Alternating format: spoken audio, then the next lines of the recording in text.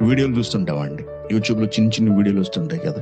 ఆడవాళ్ళు మగవాళ్ళు సంచులు తగిలించుకుని చిన్న మైక్ పట్టుకుని వీధుల్లోనికి వెళ్లి క్రీస్తు గురించి ప్రకటిస్తూ ఉంటారండి. ఎంత ఆనందం అనిపిస్తుందంటే అసలు వాళ్ళని చూసినప్పుడు. అంటే అసలే పరిస్థితులు బాగాలేదు కదండి.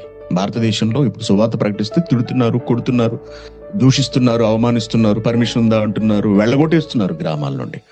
ఇటువంటి వ్యతిరేక పరిస్థితుల్లో కూడా ఆడవాళ్ళు ఏమిటి, మగవాళ్ళు ఏమిటి, చిన్నపిల్లలు ఏమిటి, వాళ్ళందరూ అలా వీధుల్లో తిరుగుతూ సువార్త ప్రకటిస్తూ ఉంటాయి. నిజంగా అసలు అది చూడడానికి గాని, ఆ మాటలు వినడానికి గాని ఎంత ఆనందం అవుతుందండి. చూడడానికి రెండు కళ్ళు సరిపోవట్లేదు అనమాట.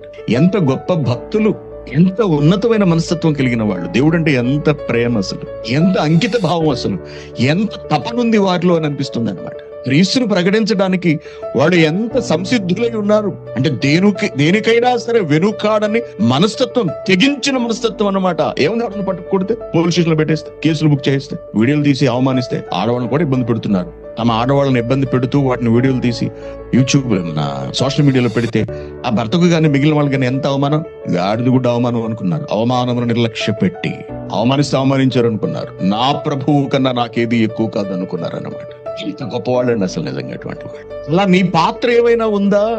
స్వార్థ ప్రకటన కొరకు నువ్వేనా అడుగులు వేయగలుగుతున్నావా? నువ్వు గాని, నీ కుటుంబం గాని లేదు. మరి ఏం చేస్తాం?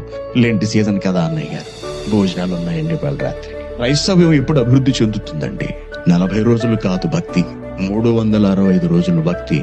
నువ్వు బ్రతికిన నన్నాళ్ళు అదే భక్తి ఉండాలి.